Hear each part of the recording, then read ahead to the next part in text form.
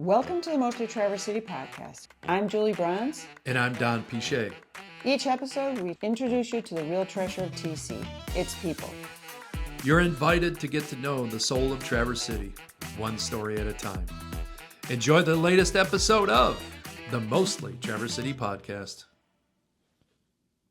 Well, welcome to the Mostly Traverse City podcast. I am here with my friend Sherri Fenton. We've known each other for probably, 6-7 years. I think is probably the first time we met each other. Right. At some mutual friends out on the peninsula.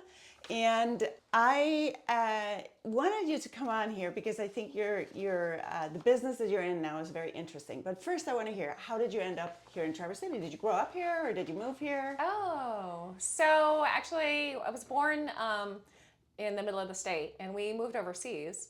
When we moved back to the United States, we had to come back to the corporate headquarters where my dad worked. And they were looking for a place like a little getaway for a weekend getaway. So they started looking around and originally thought we would land in Harbor Springs, but ended up not building there and ended up getting a condo on the East Bay. Oh, wow. Because it was literally 2 hours door to door from our home in Midland up here. Okay. And that kind of just started it. And so I became addicted to water, living near the water. And long story short, my husband and I, after we were married, I moved out east and we lived in eastern Pennsylvania, and then had an opportunity to move back and be by family and raise kids here. So we took it. Wonderful. So when did you move back here? 1999. Well, that's exciting. So Midland. Yes. Do you miss Midland? A huge tennis center there. That's the only thing I really know. And then obviously So Dow. guess what I did? I played tennis. Do you still play? Rarely. I need to Okay. get back into it. All right. So you haven't converted to pickleball then? No, Okay. I have not. You're I have a not. True tennis player. I am. Okay. I am still, holding out for tennis.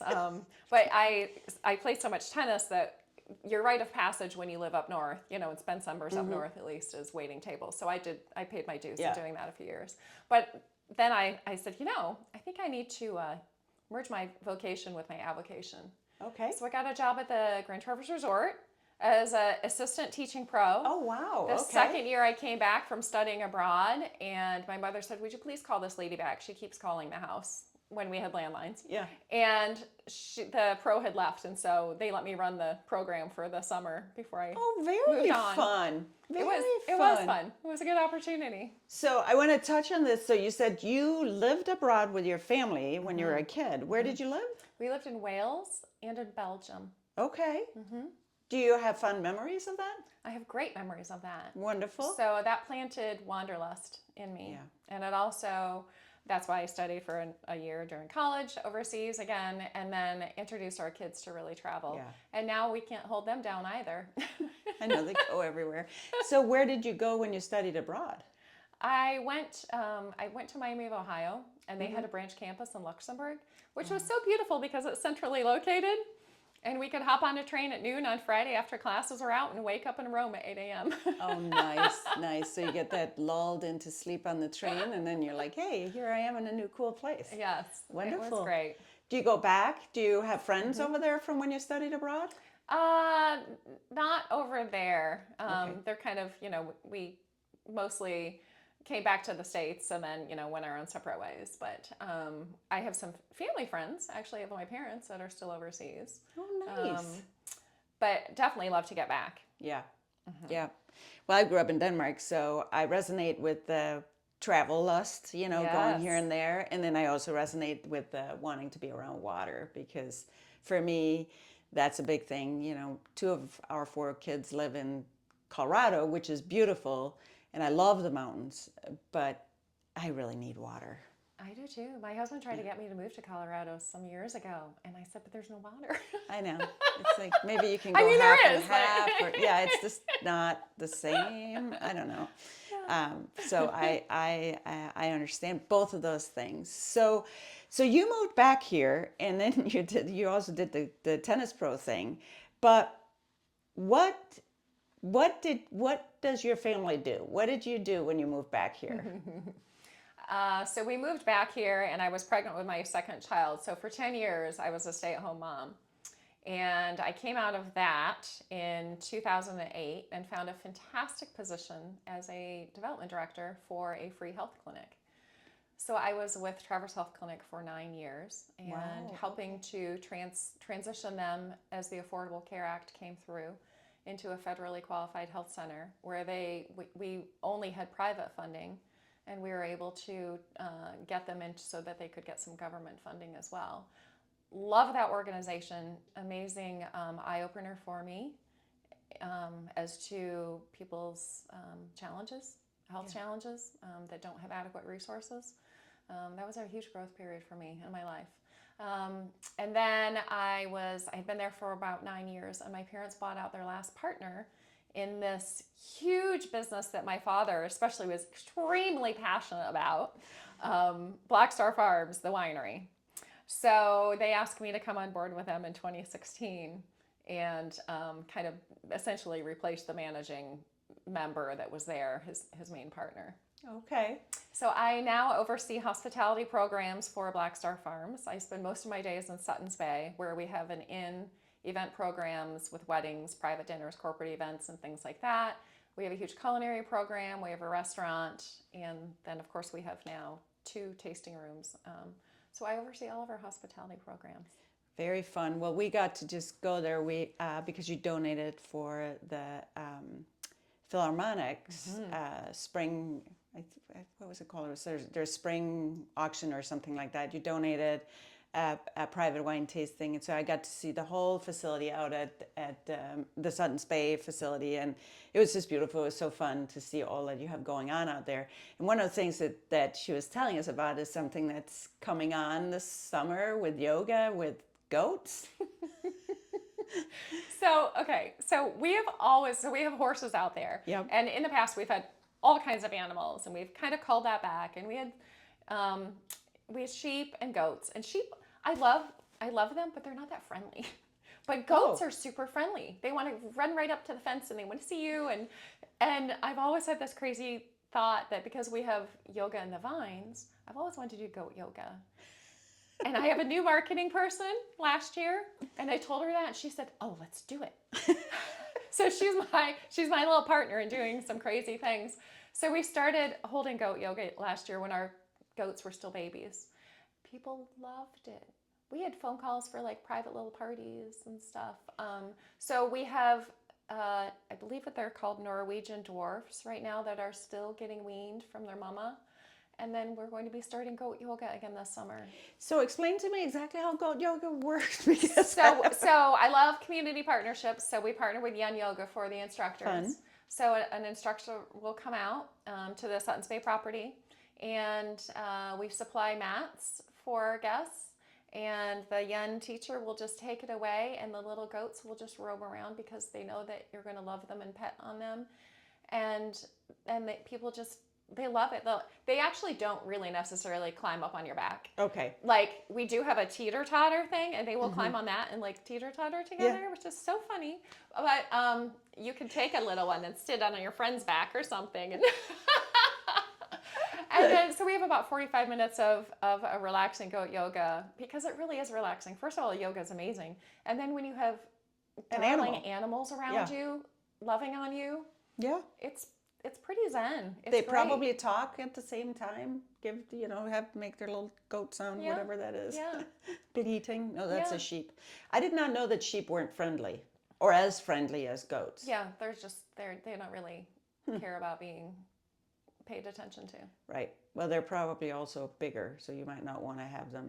Probably not. Probably, yeah.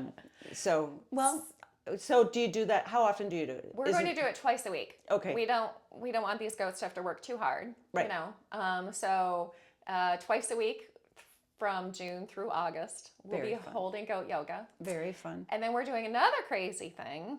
We're going to have a goat happy hour. Okay. So you can have a glass of wine outside, and right there next to you will be a little pen where the goats are. Okay. All right. So like a little petting zoo. Yeah. Wine tasting. right. Okay, Just I like don't it. feed the goat your wine. No, that would not. That would not be good. That wouldn't be good. That would not be good.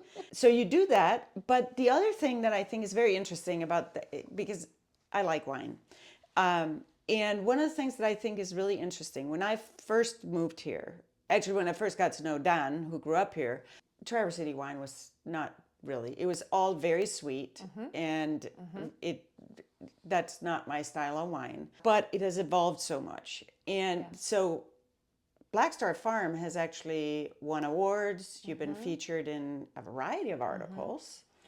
Yes. Correct? Yes. It's been very interesting. So we are still trying, for people who have not come up to experience Northern Michigan wine, we are still trying to rid that reputation that we only have sweet white wines. We have a lot of varietals now that, are very strong products for us in the dry category and in reds now too. So we really encourage people to come on up and give us a taste. So our dry Riesling, we entered our 2017 dry Riesling in the Canberra International Riesling Competition. There were 683 other entries from the 6 major Riesling producing countries in the world. We won Best of Show. We won the whole thing for the best dry Riesling. That's in awesome. the world. Best Riesling in the world, and it was on dry Riesling. That was unbelievable. Huge. Yeah. One of the judges, evidently, when that was exposed, whose wine it was, said, "Where's Michigan?" Well, come on Probably over. a We'll Frenchman show or you something, where. right? Yeah, probably. Who are those people? Are there people living there? And we've had all kinds of lovely national awards as well. Best in shows and double golds. We've won awards for our wine. We've won awards for our inn, our culinary program. So we've really been blessed with amazing teams who are really developing very strong products that really showcase the beautiful agriculture and the diversity in the agriculture in this region. And that's what it's all about. We have a pear wine. We have raspberry dessert wine grown from a raspberry patch down the street. We have cherry wine, maple dessert wine. So we're utilizing the robust agriculture that we have in addition to the amazing grapes that grow so well up here. So it's not that you're not doing sweet wines, but you're also doing the dry wines, Yes. which is what because again, growing up in Denmark, my parents were wine connoisseurs and really enjoyed good wine.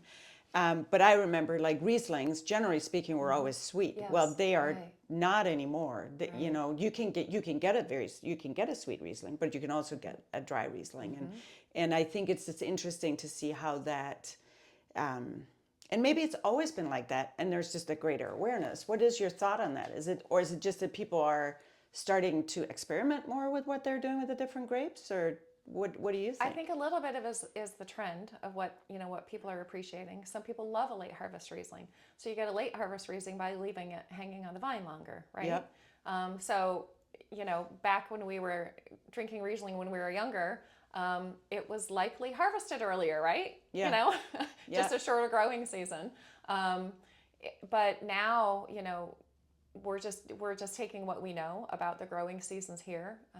Many of the winemakers have been at the wineries up here for quite some time and have really figured out as much as they can, about the climate and the growing seasons. But then, as you know, we have crazy weather too that can throw things, Case in point, here we are. It was like 38 at my house this morning. We're late May. I'm like, okay.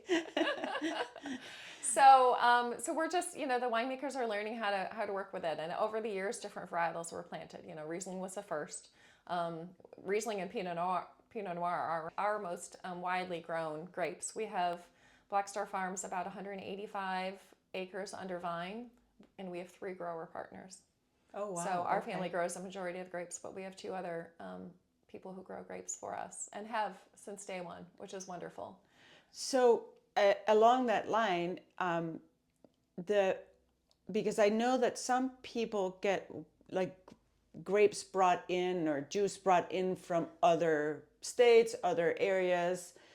Are your wine, is that made all from grapes from this area, or do you supplement with stuff from other areas? How does that work? Black Star Farms makes our wine from our grapes that are grown on Leelanau and Old Mission Peninsula. Okay, all of it. Period. We are very proud of that fact. It is a more expensive way to do it. It's more costly here, but we believe that we have finer wine because of it. Yeah, you know exactly what goes into it. Yeah. Yeah, and you can see the grapes as they're growing and decide which, okay, we're going to take that cluster, not that one, or I don't know how it works. But so we're not really thrilled when other people do bring in juice, because we don't think that if you're coming to taste wine in Northwest Lower Michigan, you want to taste the wine grown in this region. Right. So that's what we're sticking to it. We could cut corners and bring in juice, but we choose not to. Good for you. Good for you. And it's good for the economy, the local economy and the local farms too. Absolutely. When you do that, and it creates the awareness too, which is also good for the economy and for the people that work in farming, because that's hard business, full time. You mentioned the Traverse Health Clinic. Are you still involved with that? I'm no longer involved. Okay. Right. But if somebody was to move this area and they wanted to get involved in community, what are some ways that you think that people could get involved if they moved here? I do hear that sometimes that's challenging when you move to a new place, to really find your group of friends. I hear that from some of the younger people who are moving here. Yeah. So my suggestion would be to find a nonprofit that you're passionate about and get involved in it. Even if it's like an afternoon a week or something, getting involved in it, because then you're going to meet other people who are like-minded, who really care in the soul about what you care about. And that's how you're going to meet people that you're compatible with, not necessarily like, out at a bar or something, where you just meet everybody. But find something that you're passionate about, and if you're into a certain sport, then find where that sport is played, and go and just you have to put yourself out there sometimes, Yeah. I think even sometimes picking up just a little part-time job, you could be a part-time job. You could work at a winery a day a week. So we have people who just on Saturdays, like throughout the entire year, they will show up. And guess what? You not only get to know the people that you work with, so you have a nice core group of friends, but they need all these other people who are coming up. Yeah. There are some good opportunities. I think you just have to put yourself out there. I think the key though is the putting yourself out there. I don't remember where I read this article. We're always reading stuff about how the nerve system works and how do you, how things impact that. But one of the things that I always said to my kids when they were going off to college was, wherever they go, I'm like, you have to give it a year, because you go and then it becomes Thanksgiving and Christmas and you're kind of homesick because it's not, it's like you're stuck in this weird place, and your friends are kind of the novelty of the whole thing is worn off. You come home and you're like, oh, I don't want to go back, but you must go back because that second semester is really when you kind of get established and figure out, but you got to give things a year, I think. But I do think that it takes, this is what I've told my kids when they've been done with college and they're moving to another community. I said, it takes about 3 years really to get established in a community, and it takes work. So I was reading this article and they said it takes about 100 encounters to become friends, friends. I can, 100 encounters with one individual? With one individual, yeah. Wow. Yes. But you think about it, so I thought about that in terms of because I experienced that with myself. It's like wherever I moved to, it was about 3 years, So I thought about it. So if you say 100 encounters, well, that's about 30 a year. So, that's 4 encounters a month-ish, and I'm like, so it takes time and it takes effort. It does, right. And it doesn't have to be that you got to get together to do it, but it's just like a quick text to say, hey, what are you doing? Or want to go for a walk? Or it doesn't have to be necessarily a super intense, long, we're sitting together for hours, but it takes about that many touches for you to really feel connected fully with somebody. And I thought that was really kind of an interesting thing, because a lot of people, after very few, they didn't text me back, or I forgot to text them back, or and then it's like it fizzles because you don't put forth that that extra effort. Right. And it's that 100 touches is a lot. That is a lot.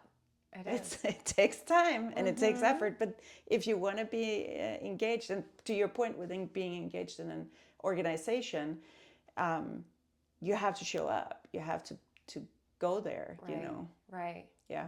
When we moved here, I had a baby and we had a toddler. So I immediately searched out play groups, as a young mom.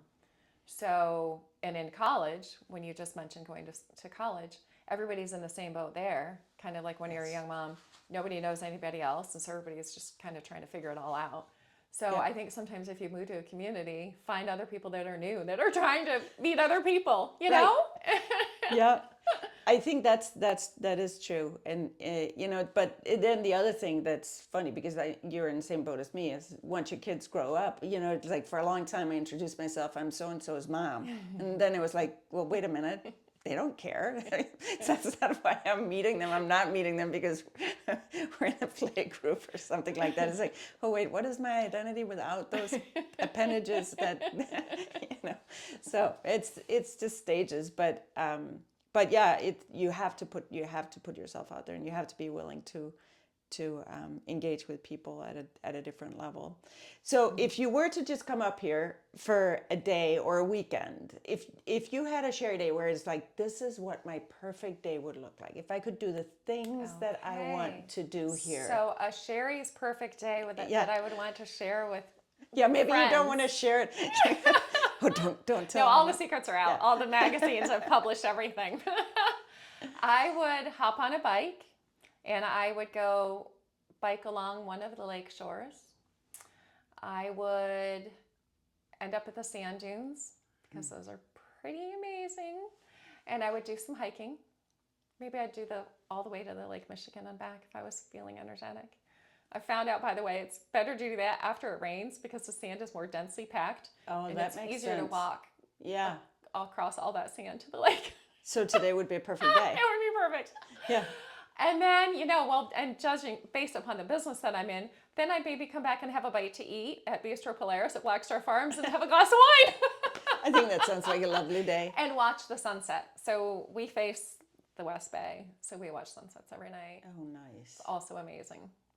But I love to bike and, like I mentioned, be around the water and sand and be active. I've actually never done that hike all the way to the lake. Oh, you need to. But do it when it rains. Yeah. I'll be watching. Or maybe like, I wonder if it's like in the winter when it's frozen. Maybe that would be even better to walk. But that would be cold. So, our kids went sledding over there in the wintertime. Yes. Yeah.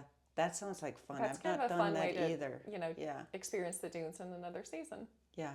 I haven't done that either. I got it. That's bucket list. Got to go on the bucket list. Yeah. I don't know why I've not done it, that hike, but I think I need to invite you. Yes, please do. We'll have to find a nice after the rain. It's rained. Come now. We're going.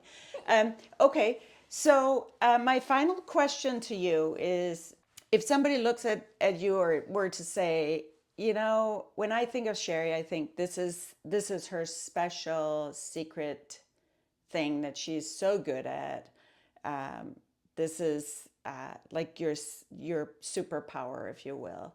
Well, when you first let me know that you'd be asking that question, the first thing that came to mind was empathy, because I believe that my empathy for other people helps me to understand them a little bit better than if it's a more superficial relationship. And I believe that it's helped me to get to know people just in a deeper way. I like that. Well, and that, you put that to good use with the health clinic, Yes. And do you feel like that gift got deepened by being there, or maybe awakened? Oh, absolutely. It was deepened. No, here's the funny thing. So I was walking on the beach with my father after I had graduated college, and I didn't have a job yet when I first graduated. And I asked my dad how he would feel if I went to just go volunteer, like to work for a nonprofit. Yeah. And would he help me out? And he looked at you and said, He probably thought, get a job, kiddo. You're off the payroll now. But I've always had a heart for helping other people. Yeah. And so that's my point of telling that funny little story, and embarrassing myself. I've always had a heart, and working in a nonprofit allowed me to really utilize my strengths to benefit hundreds of other people. And for me, that was an amazing opportunity, amazing time in my life. I now take that I guess that characteristic or trait, and try to utilize it for guests who are coming to Black Star Farms for a stay at the inn, or maybe even just an afternoon to the taste room. They're there for something. They're there for an experience. They're there to create a memory, to maybe get away from something that they just need an escape from in their life. So it's important for us to understand that people are at different places, and we just have to try to meet their needs of why they're there at that certain time. I love that. That's beautiful. Yeah. And it's you are in the business now of making memories for people. Making it like the night that we had out there was so, it was pouring rain when we were there. Oh. But they scrunched up umbrellas for us, and we wandered around, and it was beautiful. We didn't go in the vineyard because it was so rainy. But we walked all around, and we had such a good time, and it really was special. And we got to go in that special room that only the wine club people get to go in normally, and the barrel room. Yeah, we felt very, very special, and then of course we got to taste wonderful wine, and Sylvia was playing the harp, and it was just beautiful. Yeah, it was very wonderful. So thank you so much for coming on the Mostly Traverse City podcast, and thank you for listening and watching if you're watching on YouTube. And if you like this episode, please leave a comment, download it, subscribe, do all the things. And you can find the social media contacts for Black Star Farms in the show notes, and a little bit more about Sherri in there. So thank you for tuning in. We're glad that you did. Thank you. Thanks for tuning in to the Mostly Traverse City podcast. Until next time, stay curious, stay connected, and keep living your own kind of magic.